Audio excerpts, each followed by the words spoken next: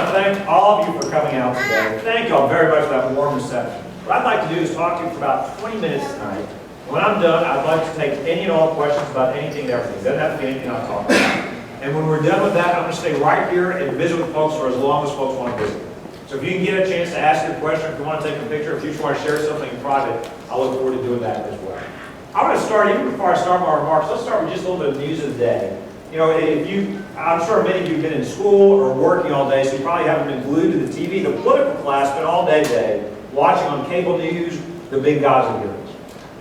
You know, there are two things I think we need to remember. Because there'll be all kinds of distractions and, you know, folks saying different things. You know the Clinton campaigns have been trying to distract us. You know that their campaign's trying to raise money off this. They're trying to run ads on all this. Two things we need to remember from all this that's going on. Number one, 4 Americans are dead. And we need to find out why that happened, how that happened, and make sure that never happens again. And we mustn't forget that's at the center of all this. I know there's a political circus around this. I know folks are trying to make it about everything but that. That is why it is so important we think about this. And then secondly, and that's the most important thing by far. Secondly, we need to remember also one other thing, which is this. The only thing that Secretary Clinton has ever run is President Obama's failed foreign policy. You think about it, he made these extravagant promises that how the world was going to love us and how people all over the world were going to treat us better. ISIS is now rampant in the Middle East. China is rising in Asia, threatening its neighbors in the South China Sea. Putin went into the Ukraine. We did relatively nothing, so now he's going into Syria. You've got Putin working with Assad, working with Iran, working with Hezbollah. This has been one failure after another. I said, some of you may have heard, I was on the radio this morning, I said, you know, that our foreign policy is such that there's no country out there we've got a better relationship with. And somebody later said, well, that's not exactly true. Because we've got a better relationship with Cuba and Iran, and, you know, well, that's great. Our enemies no longer trust, and our enemies no longer fear and respect us. Our friends don't trust us. We don't stand with Israel, but we're more than happy to let dictators walk all over us. So remember, the only thing she's ever run is this failed foreign policy. We've already got a first-term senator as president who's never run anything before we put him in the White House. We can't afford 4 more years of on-the-job training. All right, well, now I want to talk about why we're really here. And that's about this next election. That's about getting our country back on the right path. You know, this is the most important election in our lifetimes. Now, it doesn't surprise you I would say that. Look, no elected official ever stands up here and says, don't worry about this next election, you guys stay home. It really doesn't matter who you vote for. They never say that. Every election, they tell you, is the most important one. This one really is.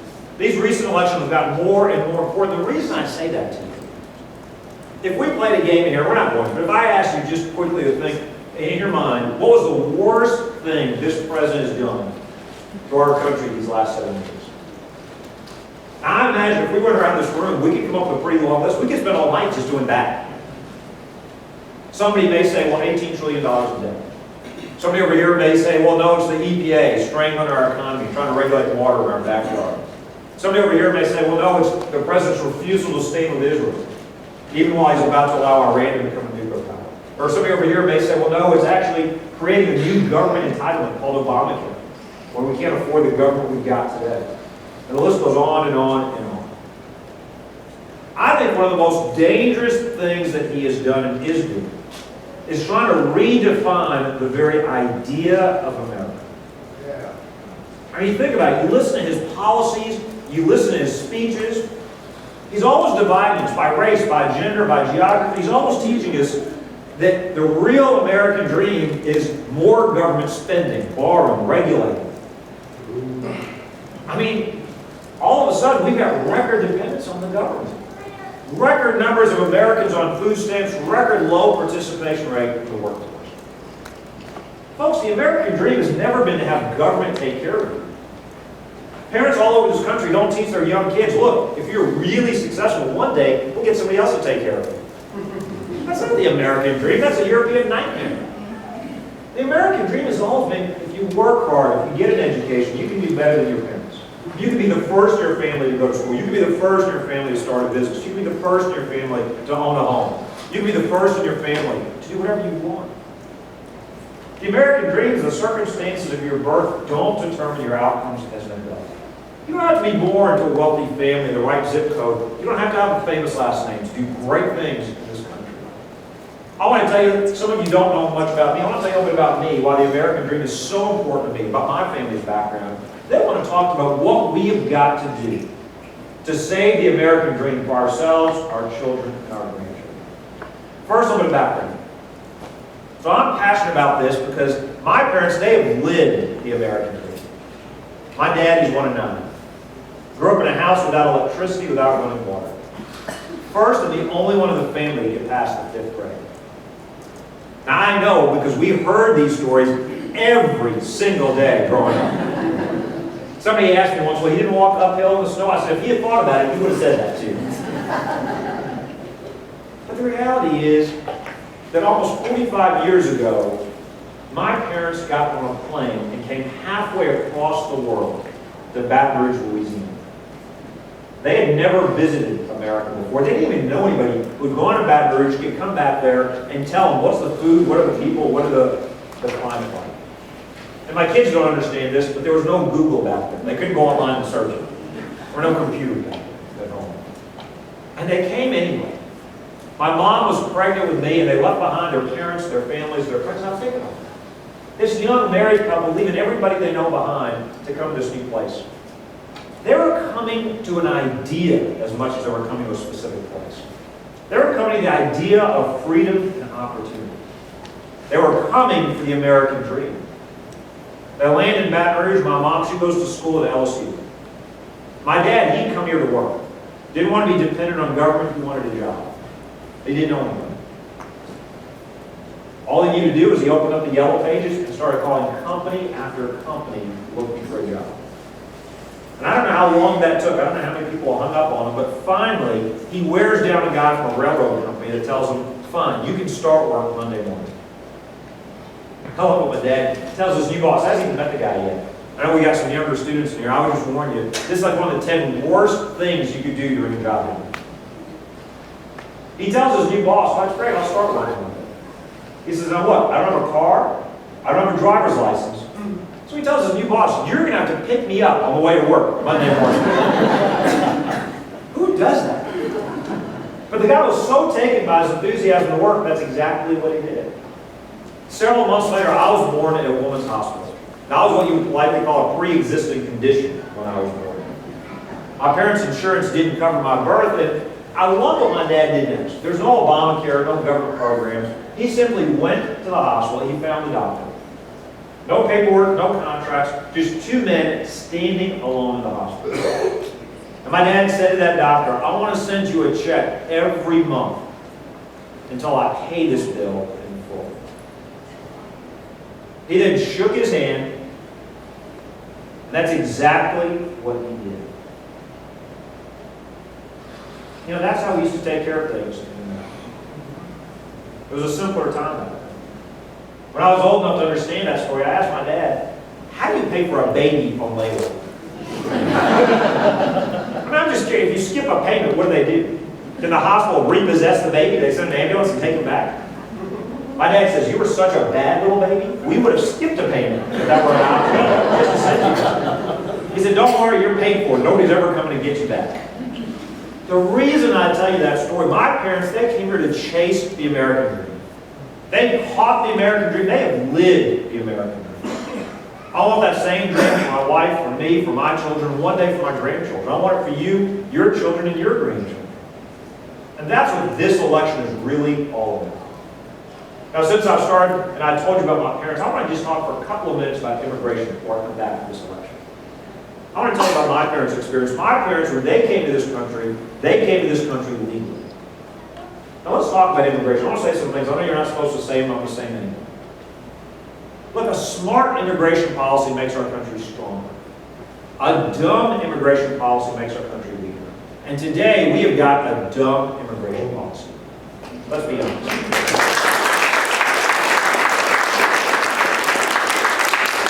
Well, how do we fix it? It's really not that complicated.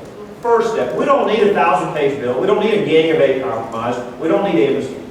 The only good a 1,000-page bill would be is you could use it to stack up against the border. That's the only reason we need a 1,000-page bill. This isn't complicated. First thing we need to do is we need to secure our border. And the reality is we can get that done in 6 months if we were serious. You know, we know why they don't want to do it in D.C. We know why the left doesn't want to do it, but the right, look, a lot of these Republicans, they're not serious about this either.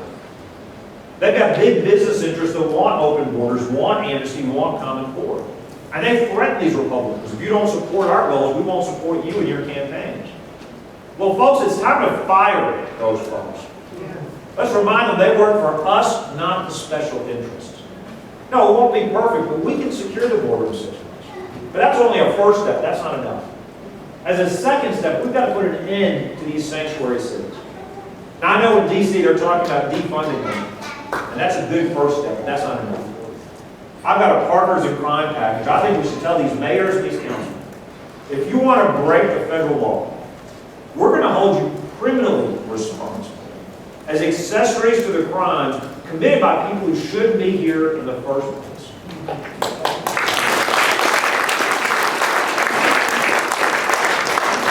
You lock up a couple of mayors, I bet you wouldn't have any sanctuary cities after that. Folks, you know, for generations, we have bragged that America is a melting pot. And it's been a great strength of ours. But that is not politically correct anymore. Now we have the left telling us, well, that's culturally arrogant, that is xenophobic, that instead we've got to be a salad bowl.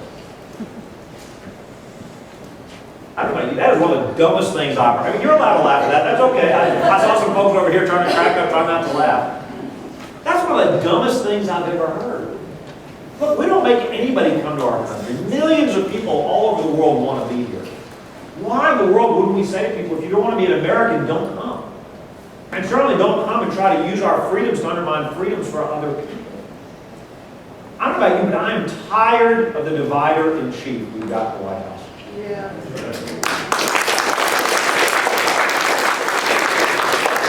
We're not hyphenated Americans. We're not African Americans. We're not Asian Americans. We're not rich or poor Americans. We're all Americans, united as one.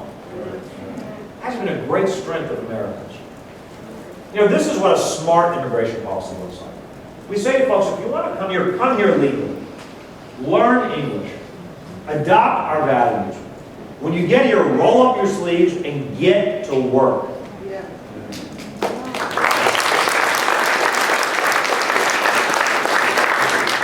Some weeks ago, I said something on national TV that made Hillary Clinton upset. Well, no, once I found out it made her upset, I decided I should say it again and again and again every chance I get. I want to repeat it. I said this on national TV. She got so upset, she sent Congressman Castro to Des Moines to criticize me for saying it. So I want to make sure I say it every chance I've got. I went on national TV and I said this, and I believe this. I said we've got to insist on assimilation. Immigration without assimilation, without integration, that's not immigration. That's an invasion. Yeah.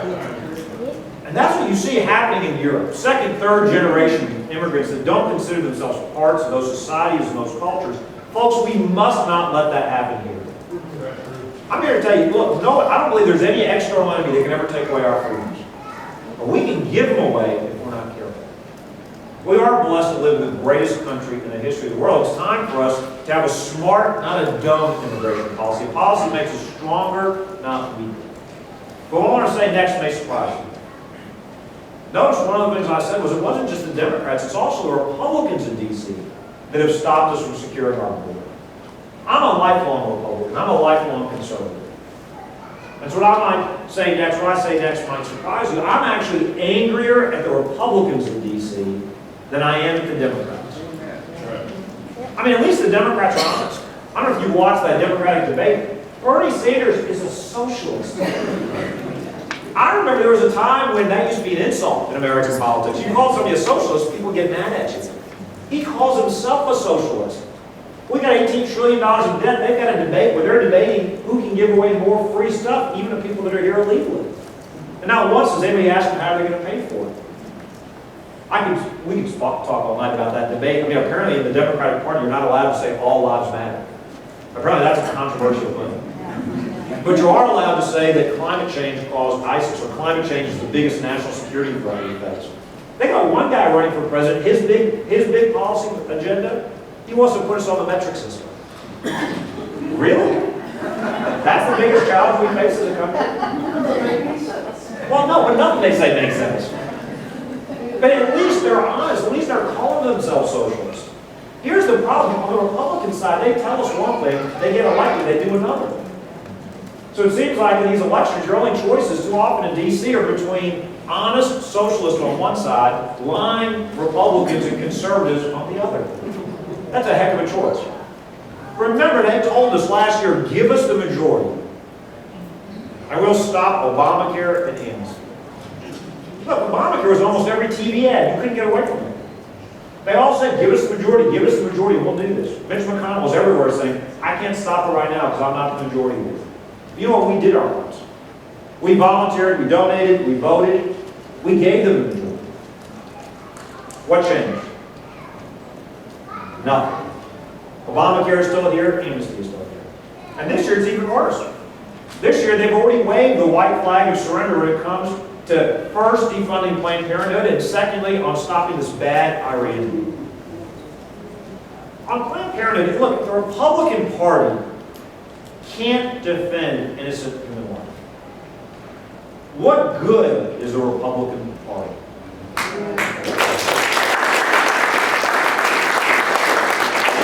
At what point do we say, let's just fold up our tents and start a new movement? When it comes to this bad Iran deal, let's be honest what happened here. The Iranians conned President Obama conned the Senate Republicans. The only group he can out-negotiate are the Senate Republicans. Everybody else walks all over it. It used to take a 2/3 vote to approve these kinds of deals until they came along and they approved the pork area. Somebody's going to have to explain this to me. Now it takes a 2/3 vote to reject these deals. And this was a bill that was voted for and approved by every Senate Republican except for one, Tom Cotton. All those Senate Republicans, including those running for president, voted for this bad deal. Cruz, Rubio, Graham, Paul, all voted for this bad bill. Now they've got this bad deal, why wouldn't you do one of two things? Why wouldn't we go to the president? Why wouldn't they go to the president and say, look, you're in violation of the law. You've got these secret side agreements, so you can't put the Iran deal in effect. And if they're not willing to do that, why in the world wouldn't they use the nuclear option to stop Iran from becoming a nuclear power? You know, you always hear McConnell, the senator, say, well, we can't do anything, we don't have 60 votes. Folks, that's not in the Constitution, that's a Senate rule. When Harry Reid lost his 60th vote, he didn't give up on Obamacare, he found a way to get it done. When Harry Reid lost his 60th vote, he didn't give up on confirming the president's judges, he found a way to get it done. If the other side's willing to do everything it takes to cram Obamacare and socialism down our throats, well, on our side fight just as hard for America and for freedom. Yeah. You know, they've become the I can't cause. Yeah. Everything is we can't do this, we can't do that.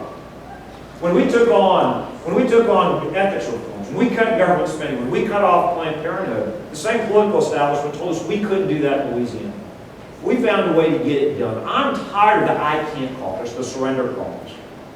I'm looking for folks that will say, I can, we must, we will, they will fight, and they will win. You know, when Boehner stepped down, I happened to be in D.C. speaking at the Value Voters Summit. The press asked me, well, what do you think about that? I said, well, that's great. And I said, now look, if Mitch McConnell, if he's not willing to fight for our principles, he needs to follow Boehner's lead, step down, and make room for another leader who will fight for us. You know, we need a massive transplant in D.C. We need to give them all backbones. And I'm willing to chip in a couple of bucks for that operation. It's just amazing to me. Let's be honest though. Things aren't going to get better until we fire everybody in D.C. We need to shove term limits down their throats.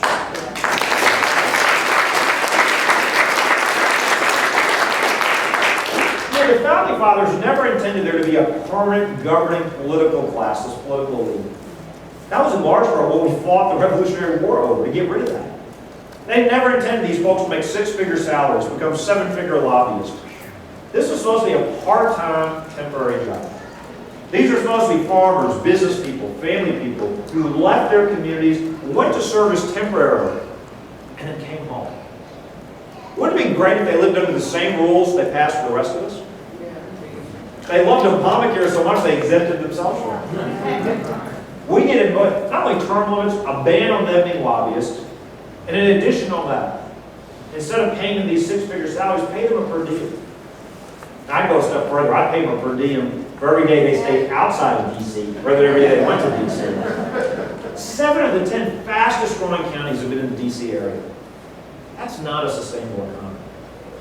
No wonder things are so screwed up in our country. Folks, let's talk directly about this presidential election. You know, living here in Iowa, you get to see a lot of candidates come to your state. And on the Republican side, they're 15, 16 odd. I don't mean they're all odd. I mean, well, some of them are odd, let's be honest. We can talk about that later as well. But there are about 15 or 16 Republican candidates running for president. And you know, you go and hear enough of them speak, you'll hear some great speeches. And you probably leave and you think, that sounded great. And you go home and you feel good, and that's wonderful. Here's the problem. It's easy to give a speech with a lot of red meat applause on it. We've got a great speaker in the White House today. If great speeches were all it took, we'd be on Easy Street. We'd be doing great. We don't just need a speaker. We don't need a talker. We need a doer. That's right. Look, I don't have a famous last name. My daddy wasn't president. I don't have a reality TV show. Here's what I do have. I got the backbone and the bandwidth to get us through this. Why is that important? The next president will be across the table from a Putin or an Ayatollah. You better hope he doesn't need teleprompters to get through that meeting. Look, every one of these Republicans, I'll give you an example, every one of them will stand up here and say, we've got to cut government spending. And we do. $18 trillion of debt that's going to drown us all. The reality is that you can either grow the American economy or the government economy. They're mutually exclusive. You can't do both. Well, every Republican will talk about it. There's only one that's actually cut government spending. Not two, but one. And you're looking at it. 7 current former governors running, none of the others have cut spending. If they haven't done it in their state capitals, what makes you think they'll do it when they get to D.C.? 4 senators running. They've never cut anything in D.C. Oh, they give these great speeches. They call them filibusters. And then they pat themselves on the back and nothing changes. Folks, I'm glad they've got big bladders. But that's not enough to elect them president of the United States. It's only going to get harder, not easier. If they haven't done it yet, what makes us think they'll do it if we just elect them? We've done the hard work. We cut our state budget 26%. 30,000 fewer state bureaucrats than they took office. 8 credit upgrades, top 10 state for job creation. Look, I hope it's obvious. If you're looking for somebody who's going to manage the slow decline of this great country, go vote for somebody else. But if you want somebody who will do and say the things you're not supposed to be able to do and say, who will take on the establishment in both parties, then we're asking you to join our cause. I'll give you an example. So a couple of weeks ago, we unveiled our tax plan here in Iowa. We're in Atlantic, Iowa. Now, every Republican has different ideas about taxes, and ours looks in some ways similar to others. Gets rid of the death penalty, the death tax, gets rid of the marriage penalty, it gets the IRS out of our lives, simplifies the tax code, lowers the overall rates to just 3 brackets, 25, 10, and 2. A lot of middle-class families, you're a teacher married to a police officer, you probably pay 25 today, you pay 10 in our plan. But there are 3 things that set our plan apart. One, notice I said 25, 10, and 2. The most important bracket in that entire plan may be the 2. See, one of the things that makes our plan different is I think everybody should pay something, even if it's just 2%. Now, Jed and Trump, they're bragging that millions of Americans wouldn't pay taxes under their plan. I think that's a mistake. We're all in this together. And if we continue to create one group of Americans that's paying taxes and another group that's becoming more and more dependent on government, then I think we're doomed. There is benefit in shared sacrifice. We're all rowing in the same direction. Now, some will be doing more, and that's okay. I don't want any American, much less generations of Americans, to not pay taxes and then not worry about the spending in D.C. You know, this is maybe the most important thing in my entire tax plan.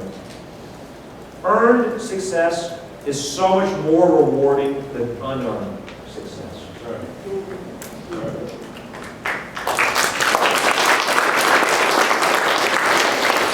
second thing my tax plan does that's different from others, it gets rid of the corporate tax completely. But it also gets rid of all the corporate welfare.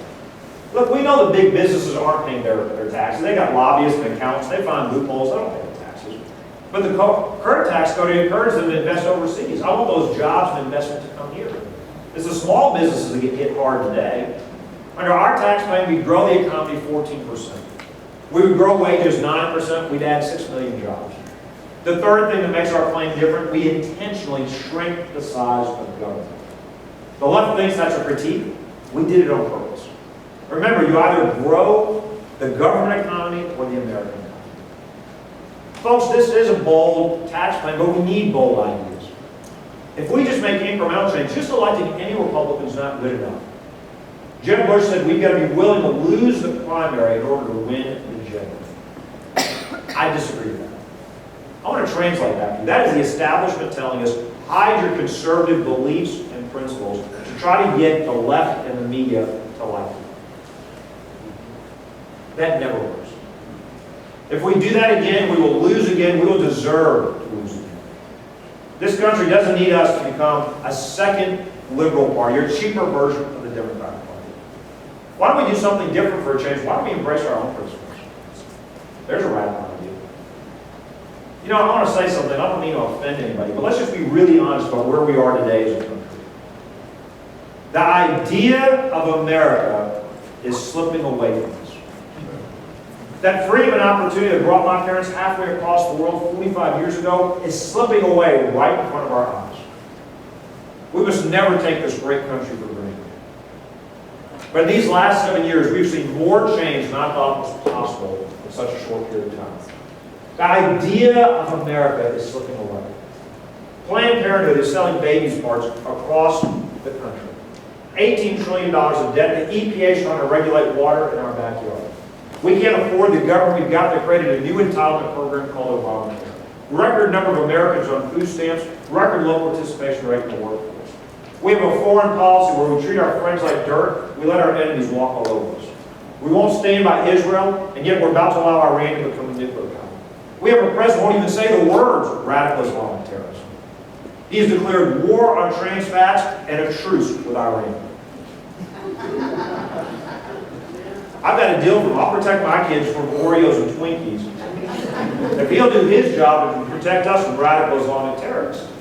We got a Supreme Court that thinks they're smarter than God when it comes to defining marriage. We got a left that wants to take God out of the public square. We got a left that wants to turn the American dream into the European nightmare. The idea of America is slipping away from us. Shame on those fools in D.C. that are giving away the idea of America. Shame on us if we let them do it. America has created more wealth than any other civilization in the history of the world. It has done more to fight for freedom and the defenseless than any other civilization in the history of the world. I don't know about you, but as long as I've got breath in my body, I will do everything I can to fight to save the idea of America. But I can't do it alone. We need your help, and that's why we're here tonight. We're not here to ask you to join a campaign. We're here to ask you to join a cause. Because I know I can't do it alone, but I know with your help and with God's grace, we can be successful. And before I close, I want to make just one final point. I'm not embarrassed, I'm not ashamed to tell you that I'm a Christian. Now, what do I tell you that? I wasn't born and raised as a Christian. It took me 7 long years to convert at the age of 16 and give my life to Jesus. I tell you that because Christians are under physical assault all over the world. Christian values are under assault right here at home. And we need somebody who's willing to fight to protect our Christian values. Look, I want to be your next president. I'm here to ask you for your votes. I'm here to ask you for your support in the caucuses. But I'm also here to tell you that just electing the right person as the next president isn't enough. More important than who we elect is the reality that what America needs right now, we need a spiritual revival.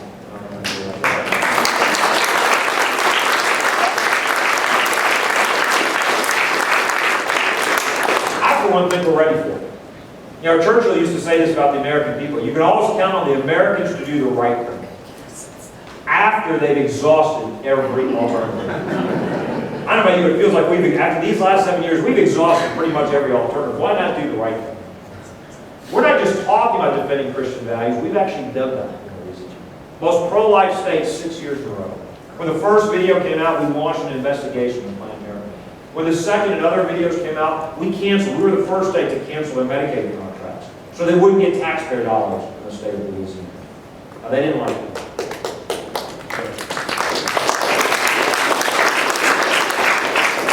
They didn't like that. They came and protested at our house where we live, the governor's residence.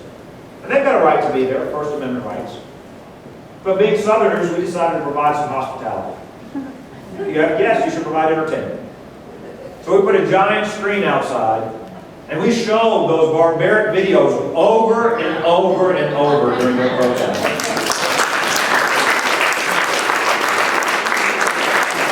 By the way, if you're curious, it's a great way to control pests. It keeps them off your front yard. They didn't like that at all. They've now taken us to court. The Obama administration has joined them. So the president, he doesn't have time to watch the videos, but he has time to send his lawyers to Baton Rouge. He can send every lawyer he wants. They better get comfortable in Baton Rouge. Because I'm here to tell you, they will not intimidate us.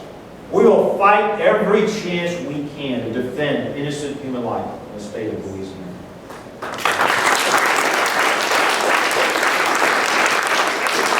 The idea of America is slipping away. I'm here to ask you to join our cause to believe again. When I was young, my dad taught me that Americans can do anything. I believed him then, and I believe him now. I think you believe that as well. I think you want to believe again. I think you've been frustrated these long 7 years. I think you want to believe our best days are still ahead of us. I think you want to believe we are still blessed to live in the greatest country in the history of the world. But folks, now it's up to us. Previous generations have spilled great blood and treasure to give us these blessings, these opportunities that we've inherited. And now it's up to us to decide, what are we willing to do to fight to keep them? There will be a day of reckoning. When that day comes, I want it to be known we did everything we could to fight to save the idea of America. Again, the hour's late, but it's not too late. You know, we're going to have some folks with flipboards a little bit later, and we ask you to sign up. We're not asking to sign up tomorrow or next week or next month. We're asking to join our cause today. Ronald Reagan reminded us, he described us as that great shining city on a hill. But he also reminded us that it wasn't inevitable. He said every generation has to choose for itself to renew those principles of freedom. This is our moment, this is our time. We have to decide right here and right now, what are we willing to do? What are we willing to give to fight to save the idea of America? The other side is willing to do whatever it takes to cram socialism down our throats. Let's not walk away from this fight. Let's fight. Let's save the idea of America before it is too late. Join our cause. We're asking you to believe again. God bless and thank you all very much.